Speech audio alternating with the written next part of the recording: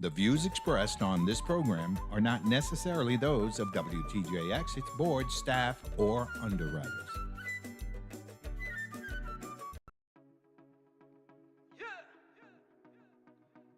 When music sounded so good like this, fabulous.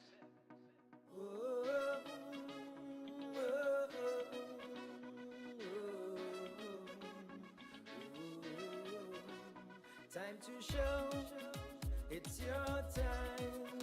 You're nominated as the greatest, and you're flowing in blow minds. Radio done rated, some outdated. The friends you know, you won't find. True life stays. Good day, and welcome to the Washington Report.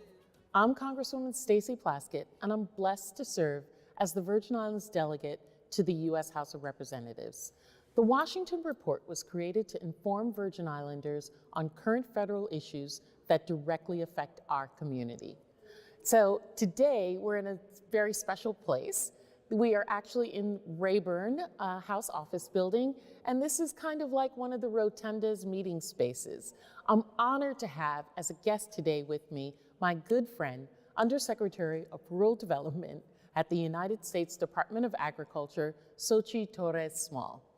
Undersecretary Torres-Small was previously the Congresswoman for New Mexico's 2nd Congressional District, and we served together on the House Agriculture Committee.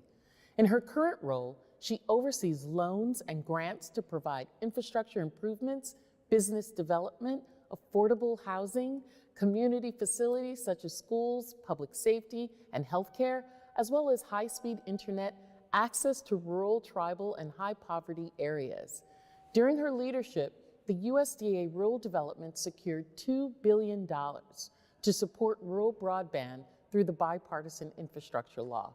In February, President Biden nominated Ms. Torres-Small as Deputy Secretary at the United States Department of Agriculture. So we are in great company today. We're going to get some great information, you guys, out of her today.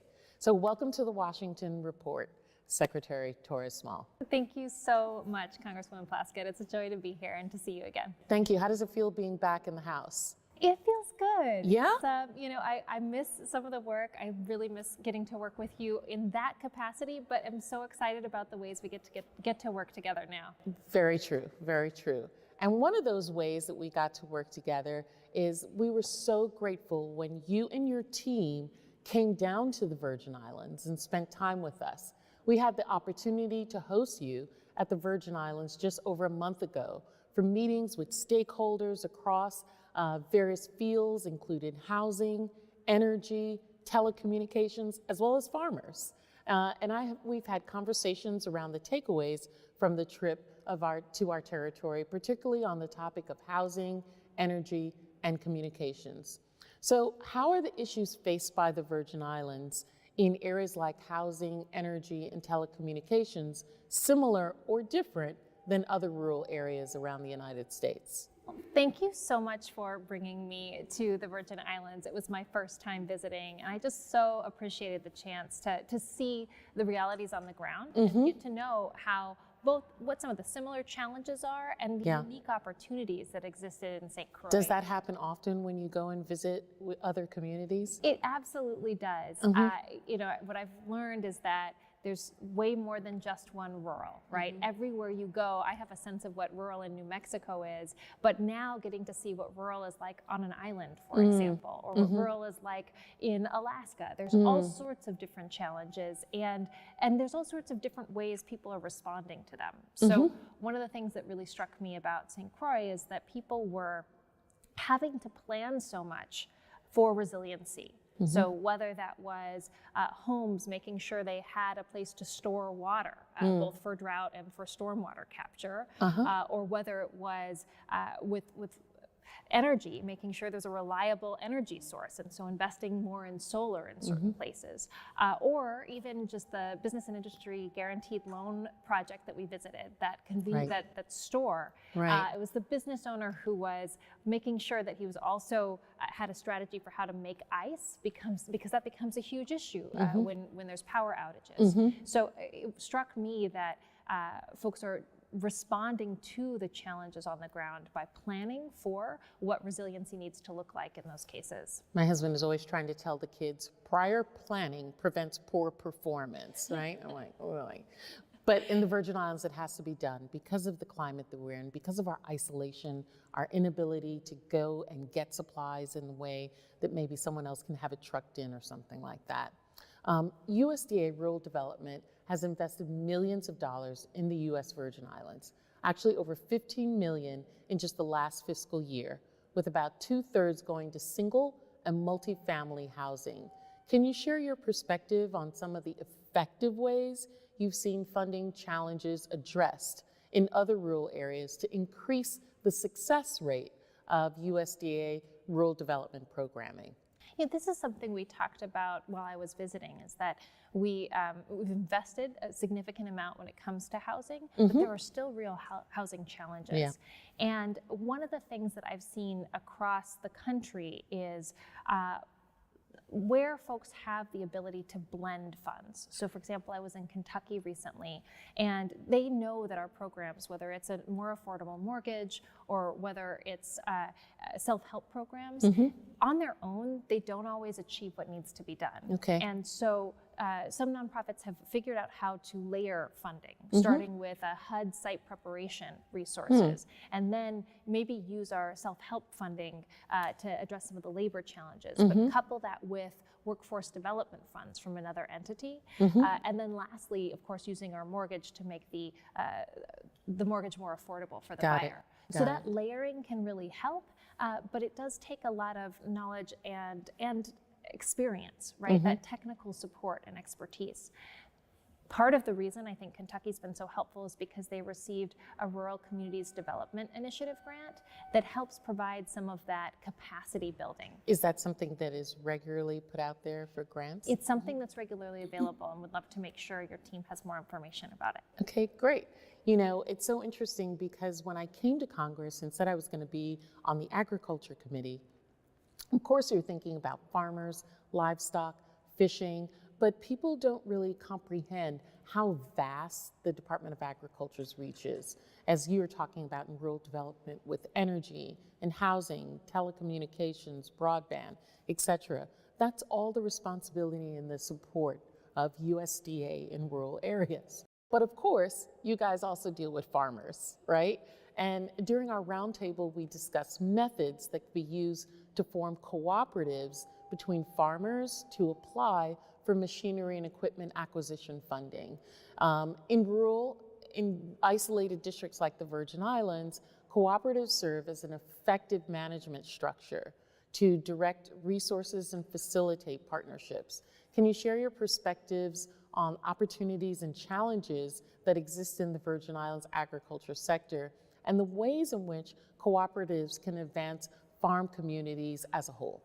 You know, when it comes to the challenges, I think one of the things you said really struck me is how isolated the Virgin Islands are. And I've certainly seen that even just from the context of what resources, what technical assistance is available to farmers who might want to start a cooperative in the Virgin Islands. Yeah. Finding if there are any nonprofits or others who have experience working in the Virgin Islands can be a challenge. One of the most common resources I suggest to folks if they're trying to set up a cooperative is working with a nonprofit that's received assistance from us to help set up cooperatives. Okay. But there aren't any recipients in the Virgin Islands. So that's one of the challenges. In terms of opportunities, what I saw in the Virgin Islands is a really diverse set of farmers who are starting to show some interest in reviving the cooperative work there. Right. And both experienced farmers who've participated in cooperatives before and know the opportunities, but also some of the needs, the time that it takes to set one up. And then also new farmers who are really interested in starting new markets and leveraging that collective power to build support for more predictable markets. Right. So I think there's a real opportunity there, and happy if, as you identify folks who want to work together, because it does. Farming takes a lot of work, and then setting up a cooperative takes some more work. Yeah. But I'm eager to find potential partners who might help provide that assistance in setting up a cooperative, because that can open up so many more resources at rural development in terms of eligibility. You know, I've thought about maybe we don't need to look at the traditional partners, right? So maybe it's a university, and maybe it's not a university in the Virgin Islands. Maybe it's one that have worked with other cooperatives in another rural area, isolated area. Or maybe it's, you know, not necessarily a nonprofit, but a business venture that sees the opportunities of supporting the creation of a cooperative for value-added foods, or, you know, exporting goods at the end users. Or maybe it's even our Hotel and Tourism Association that has a need for these farmers to really supply farm-to-table foods, you know, or the Department of Education, so that we can qualify for more food programs, you know, for food support programs for young people. So I think that's really an interesting idea, that we need to think outside of the box about the regular ways. You know, I had a conversation one time, we have only one certified organic farmer, and he talks about how so many Virgin Islands farmers are operating under organic circumstances, but they haven't gotten the certification.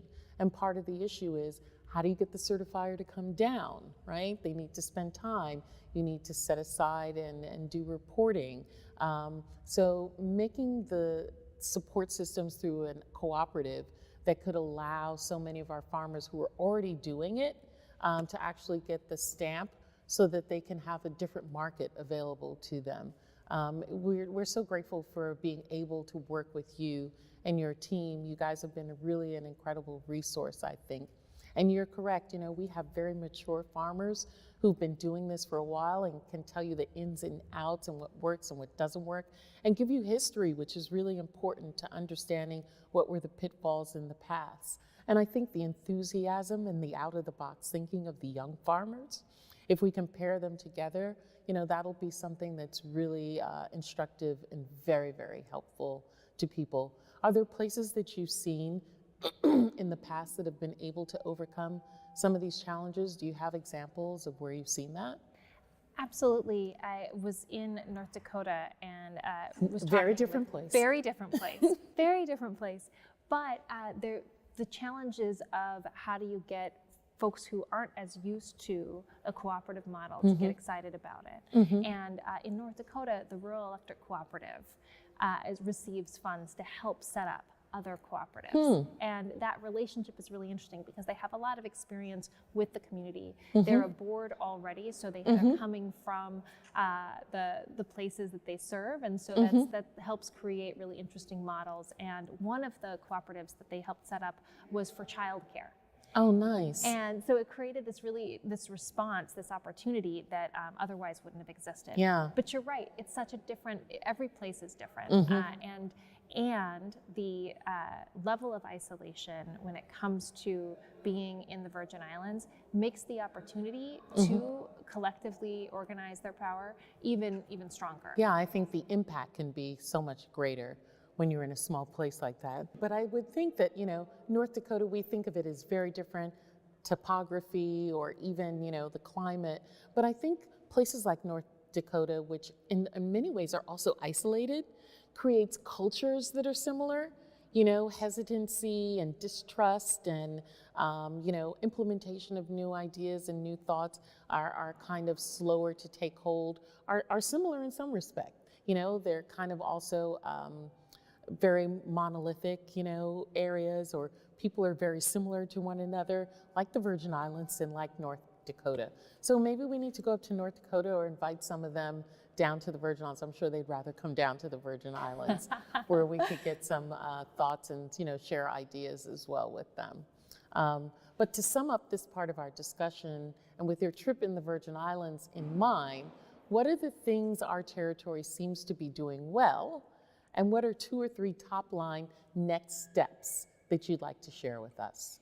So what I was so impressed with is just how much people are willing to give their time for the betterment of the Virgin Islands, whether it was a business owner or whether it was farmers who would take, I mean, as busy as they are, take time to have a conversation, whether it was even our own rural development employees who love the place they live and are so dedicated to it. I just, and shout out to Kimmy. Shout out to Kimmy.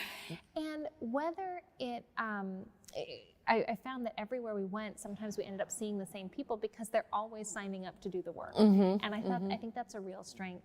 The other piece that I mentioned in terms of strengths was this willingness and this knowledge that you've got to plan ahead. And I saw that especially in the telecommunications space. So I was really excited to see the level of planning that's got into trying to get high-speed internet to everyone in the Virgin Islands. And that's important to me. One of my former staffers when I was in Congress was from the Virgin Islands. And occasionally she would work when she was visiting family there. We always knew when that was happening because the internet was not as reliable. Right. And I think about the opportunity to bring back people who love their home and want to stay in the Virgin Islands, but need to have that resource. So that's some of the challenges, are making sure that we're strong partners in providing that technical assistance, right? How do we stack home financing funds better? Or how do we help with building a cooperative? And where are the partners in the region who have that island expertise that can support those next steps? Cool, very cool. So one of the things that I like to do with guests, I have some young folk on my team, and they want us to not just talk about the subject matter as well. A shout out to Shama on this one, to share a little bit about themselves as we wrap up each episode. So can you share a little about your experience as a Congresswoman from the perspective of serving on the Agriculture Committee, and how that's helped or hurt or changed the role that you take to being the Undersecretary at Rural Development? Well, I loved getting to serve on the Ag Committee with you, and you were such a great subcommittee chair. Oh, thank you. One of the things that I really appreciated in the committee was how you end up getting to work as much regionally as you do in other divides, right? So it's not always about parties. Sometimes it's about, we both care about specialty crops. Let's talk through that. Or, research will really define the next generation of farming and farm workers and ag employees. So how do we help invest in research? So I so appreciated the chance to get to find ways to work with anyone through the Ag Committee, and that certainly served me at USDA as well. The other piece about having served in Congress is that I really respect the work that you do and know that my role is different, right? So as we go into Farm Bill conversations, for example, as Congress makes those decisions, thinking about what information we can supply as the ones who'll be charged with implementing it. Right. And how do we make plans for that in the meantime? Very good. So now we're going to get a little more personal. I love reading, and I also am really into movies as well. I try to watch series. My husband does. I thought I had a short attention span. As soon as he sees me watching something and he's like, "Is this a series?"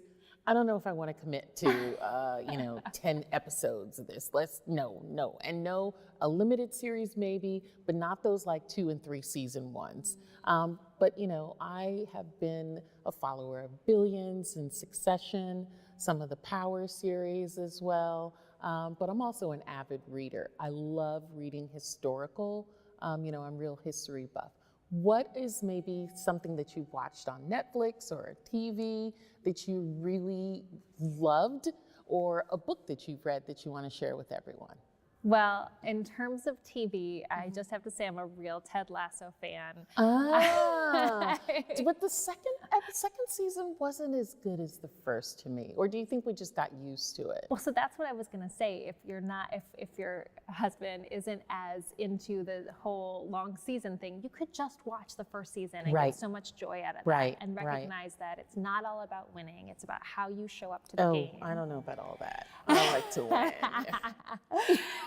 It's you know, so I think But that it is, I hear just you. do it as one season, although I'm still enjoying it. Did you I'm watch it still- during the pandemic, or did you watch it after? At the very end of the pandemic and coming out of it. So I was late to the game. I did not believe all the hype, but I'm really grateful. It just, I It's feel a like beautiful, it's a beautiful series. It is. it gives people permission to be very truly themselves and to explore and dive into the awkward but best parts of ourselves.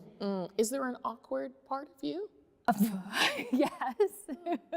I think the biggest awkward part about me is I express my nervousness by just forgetting everything. My keys, my PIV card, my test, everything. I just forget it. And any books or anything? So, just recently I finished reading Michael Lewis's Fifth Risk. Really? Yeah, it's an older So book. he's the guy who wrote Liar's, Poker and all that stuff, right? Yes, and then he wrote something on COVID, right? Premonition or something. I haven't read other books, but Okay. Fifth Risk is really good. It's about the federal government.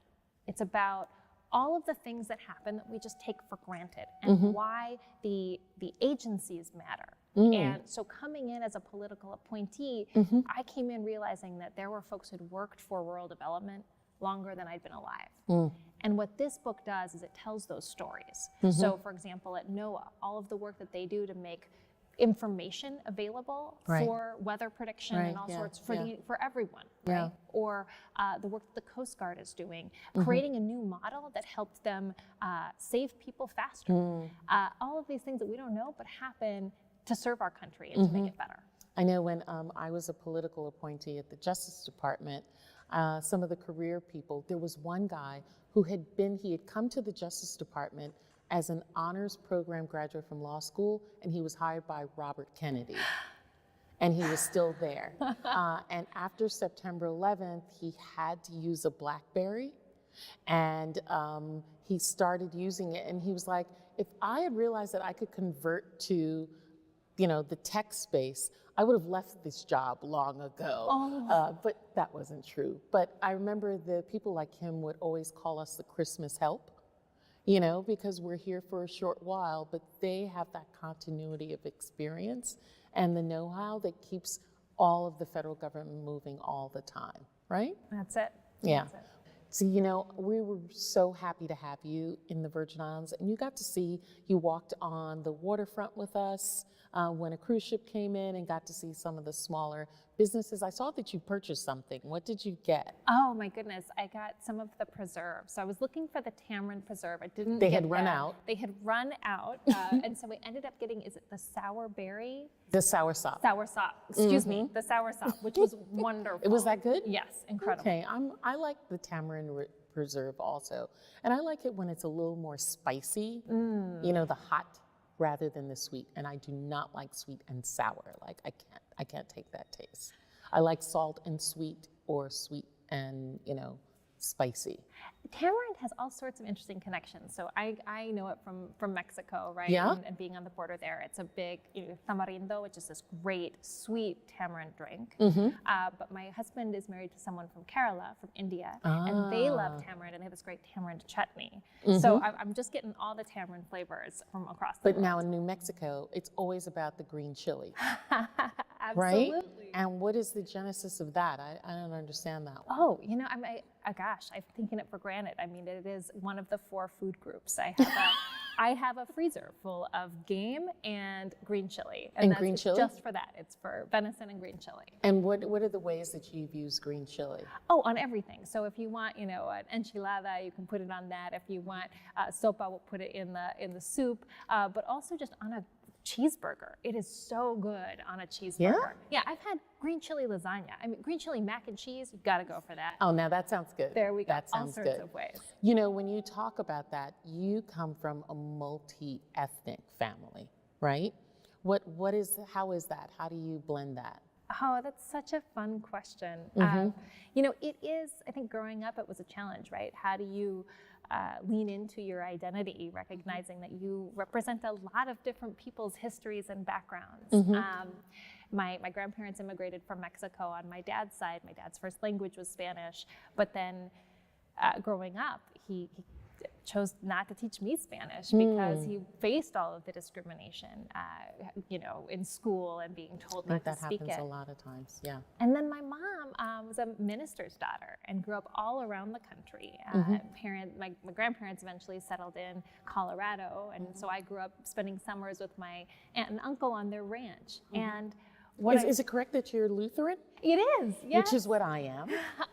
Which is, at one time was the official church of, it is the official church of Denmark and was the predominant church in the Virgin Islands. Oh, I did not realize Right, that. because of the Danish ownership. Oh, that makes...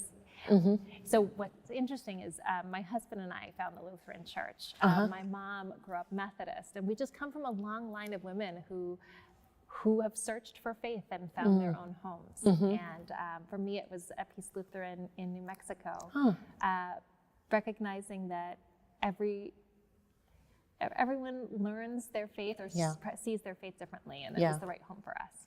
We, my husband and I, we have dual church membership at our home church in Christiansted at the church there, Lord God of Sabaoth Lutheran Church, but then also at the church that's right behind the Supreme Court, Reformation Lutheran as well, which has a range of incredible social justice programs as well that we love being part of the Evangelical Lutheran Church in America, engaged in that.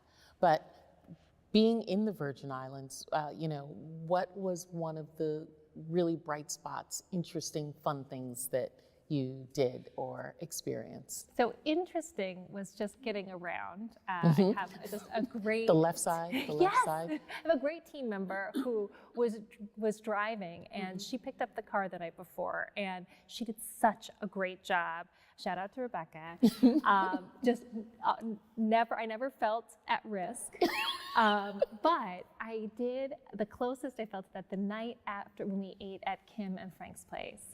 It was just such a beautiful restaurant on the hill, a club, right? And incredible food. But we stayed for so long, it was dark, and I was a little nervous about coming back. And Rebecca did a stellar job staying to the correct side of the road. Staying on the left, not the right side. Kat and Frank are some of my favorite restaurateurs on St. Croix. My husband and I were part of their advertising when we were young couples. I had locks back then, and we would always hang out at the bar. But they've just really evolved and done so many interesting things. And they do really try to do farm to table in their work. And so many of the restaurants on St. Croix do that. I think that's, one of the great things of the restaurants on St. Croix.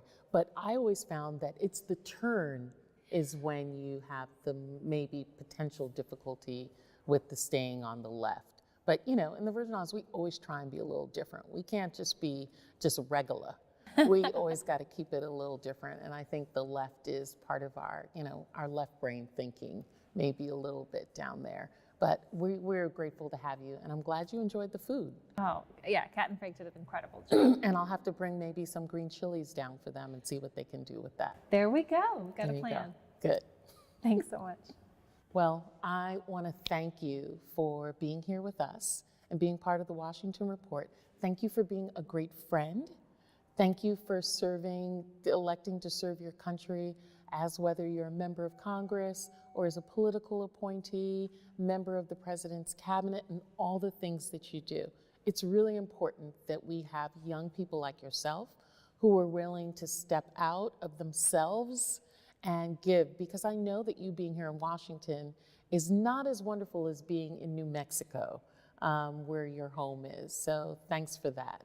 And thank you for joining me on the show and for spending time in the Virgin Islands. And Virgin Islanders said that you were great and they'd love for you and your team to come back, and they won't ask you any questions. You can enjoy and fet with us during any of the carnivals or festivals that we have going on, okay? Congresswoman, thank you so much for being such a great friend and mentor. Thank you. And to all my Virgin Islanders, I just want you all to stay VI strong and have a great day.